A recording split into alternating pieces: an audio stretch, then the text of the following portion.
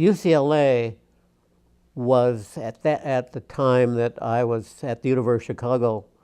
The University of California was moving so that Berkeley would not be the place, and then there'd be others. They decided they would change, and first of all, it'd be UCLA. They would change in and become an equal to Berkeley. The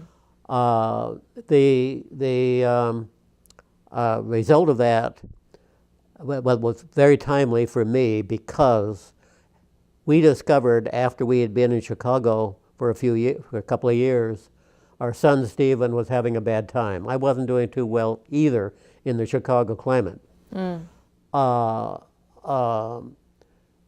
The doctor told us that if we didn't get into a different climate, Stephen might lose a lung. This was serious. And we thought, where in the world do we find a good university? Chicago's a pretty good place. Where do we find a major university and with good weather? Well, again, I've had serendipity all down the line. And a colleague at the University of Chicago said, the dean of the School of Education at UCLA is interested in seeing you. I will be seeing him. He wants to have lunch with you tomorrow. Are you available? And I said, yes, I am. It was the dean of the School of Education at UCLA. And we had lunch together, and he said, we're having a rough time with they have a school like the University of Chicago, and a very good one that has quite a national reputation. And talk about serendipity, here we are, there it is, UCLA. The only trouble was that it wasn't much of a school of education at that time. And I called Ralph Tyler. I said, Ralph, what do you think? Ralph had been a mentor of mine, as you know. And Ralph said, this is the day for UCLA. They're going to move right on up to Berkeley. I'd say go, because I told him about Stephen at the same time.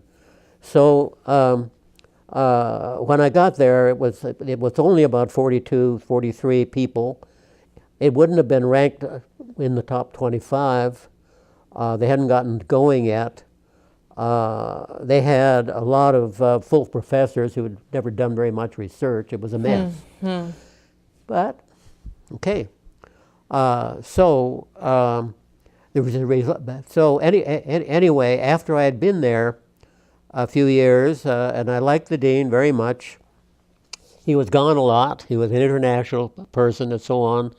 And he got cancer, both cancer and then a heart attack. And they needed a new dean, and I was on the committee. And I resigned from the committee because I was going to be gone for quite a long time to China.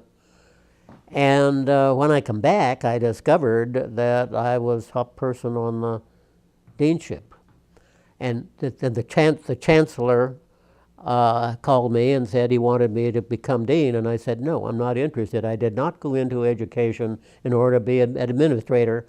I'm not that, I want to be. Well, he wasn't happy with that. So anyway, after a while, again, not too long down the line, and at this point I was very ill because I had gotten something in Iran that they couldn't diagnose. They didn't know what it was, but I was sick. And he didn't know when the second time he called. I came up from the lab school. I taught, of course, up in the Maine, but I was having fun in the lab school. But boy, back to the kids and the teachers. And he got me up again, and I again said no. And so, but then he said, okay, if you won't take the job, I want you to write a document for me about what it is we ought to do to make this school a top place. And he said, I'd like a comprehensive one about what's needed, staff, and so on. So I gave him about a 40 to 50 page thing in which I recommended that the School of Education would need at least 22 faculty in addition to the ones they had. So the thing, my report went over. A few weeks later, he called me over, and I was still ill, climbed up the hill that there is there to get there, and he didn't know that I was sick. I was writing a report for the state that I was lying on my back while I was doing it. And he said, if you will take the job, I will give the School of the Graduate School of Education, I will give them the 22 faculty that you've asked for. If you don't, they won't get it. Oh. What do you do? This is the smartest president I've ever encountered. He was brilliant. In spite of what he did, when he came to address the faculty, the entire faculty once a month, he got a standing ovation every time. I couldn't say no.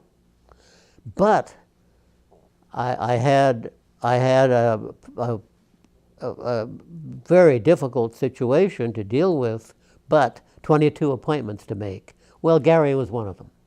And we just melted in very quickly, and before long, I asked him if he would take over the restructuring of the teacher education program. And he'd never been involved in teacher education before, and we became friends since, along with the other young people that we brought in quite a few from Stanford. We brought them all over the place.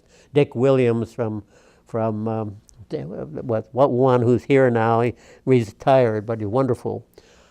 I remember one time I was coming off an airplane, and Gary and his wife were having some kind of a party, and it was where they lived was on the way for me getting a taxi home, but I knew that Lynn was going to be there, and so I would stop there. When I got there by bus, no, I guess I was driving. When I got there, Lynn wasn't there. And I said, "Where's my wife?" And they said, "He's out riding with Gary on his motorcycle." And they were on I-5 out there. Well, she and Gary they enjoyed one another very well.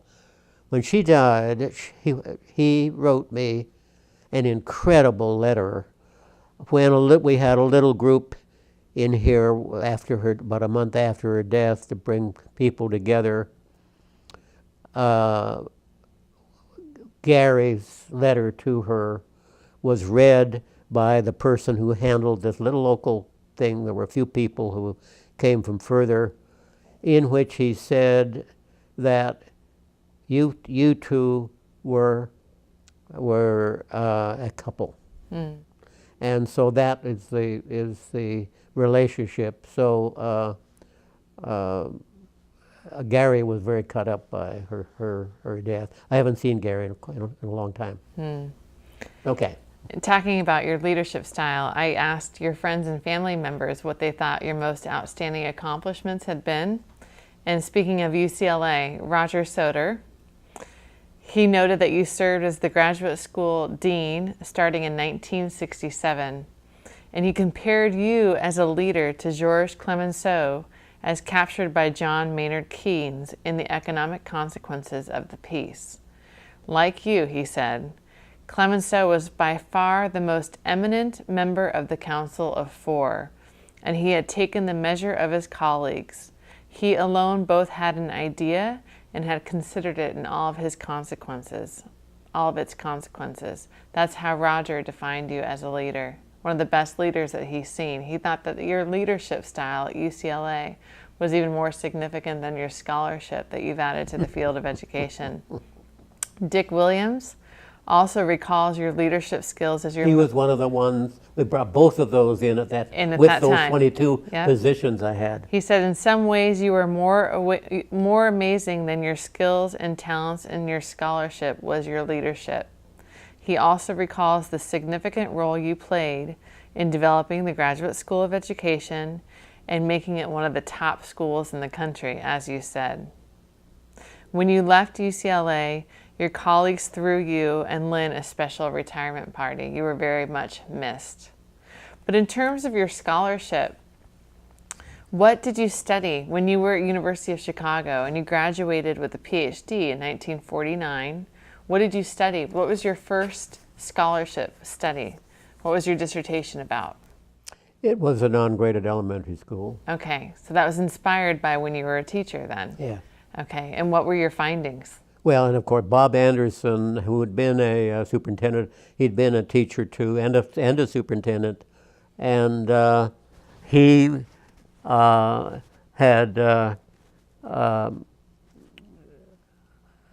was what was I going to say? He was interested, very interested in team teaching, and this seemed to tie in very much with my concept of non-grading. So we got together, and he had been doing research in administration, and I had been doing in what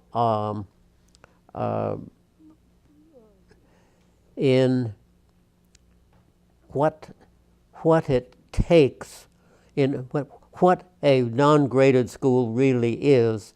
And there's, he and I wrote a book together, but one of the things that was very important in this was that there is no such thing, probably no such thing in the elementary school by that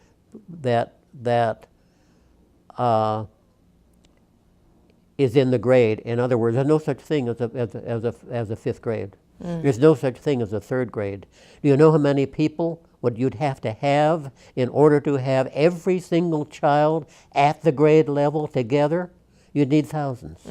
That is in what I found, and because I had an enormous, I had every elementary school in the largest school district in, other than Atlanta, the largest school district in Georgia.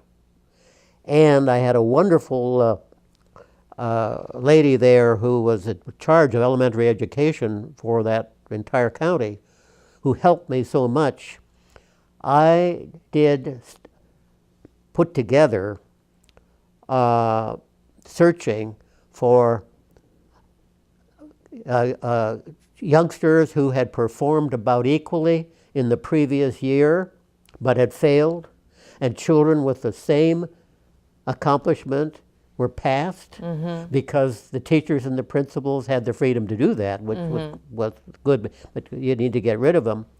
So that's what I checked out. But now I had the problem that what I was after was, what was it doing to the person in non-grading? And of course, this goes back to what happened to me when I thought I failed school. Right. Okay? So what I did was to do a test. I even include, what's the instrument of, it was so popular at that time. Lee Cronbach was very much interested in it at Chicago, where you, what is it? Rorschach. Oh, okay. I even used Rorschach on all these kids. And I had the largest group of children on the Rorschach in Canada and the United States. And so what I had to do now with the Rorschach was to see what the Rorschach would do in regard to the child who was flunked versus the child who was promoted. Sure. And I had 3 or 4 other big things about this. There was a type of research also I did in order to the relationship to children to one another. And I discovered, for example, that children who were flunked in the first grade were leaders at the beginning of the year, because they were the big shots. They knew this teacher. Don't pay any attention to her, etc., etc. And they were the big shot, but they were flunked. That's the way they were gaining some recognition. By the end of the year, not one of them was got supported by the rest of the class. They had lost out in the class pretty well completely. Then if you go to Rutter's work in London, Rutter and his team, after the Coleman report, which in the Coleman report, where the president was absolutely shocked to the finding of Coleman, which said that the home and community is going to do more for the learning of the children than the teacher and the classroom. Now think about that, of the teachers being fired and all of that stuff going on. And lo and behold, what the teacher was doing was not equal to it. And then, of course, we got that great big thing of what then should schools be able to do. And that research went on for about 10 years. And during that 10 years, Rutter and his team studied all of them to discover exactly what Coleman had found.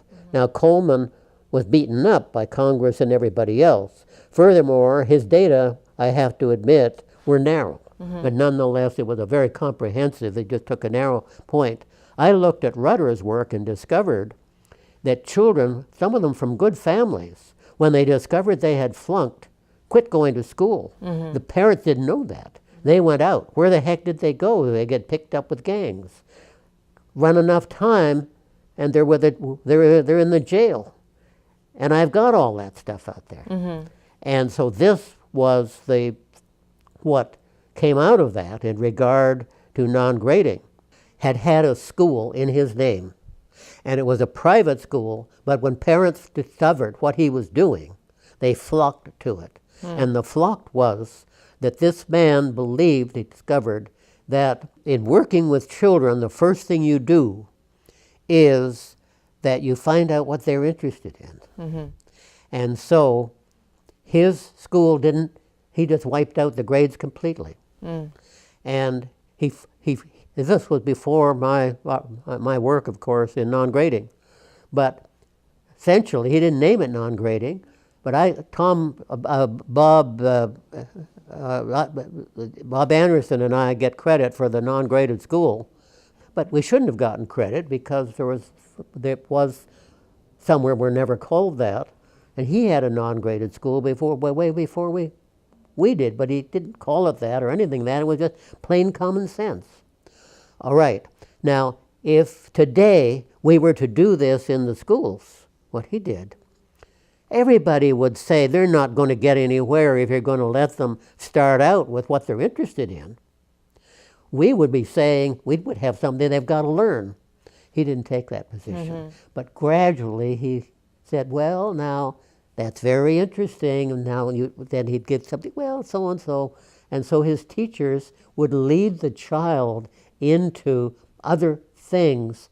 And though they were the things in such curriculum as they had, so on. But we would say today that these kids will never get into good colleges. Guess what? The first 100 graduating students in his school, all of them had picked out a school they wanted to go to. They all got in, every single one of them.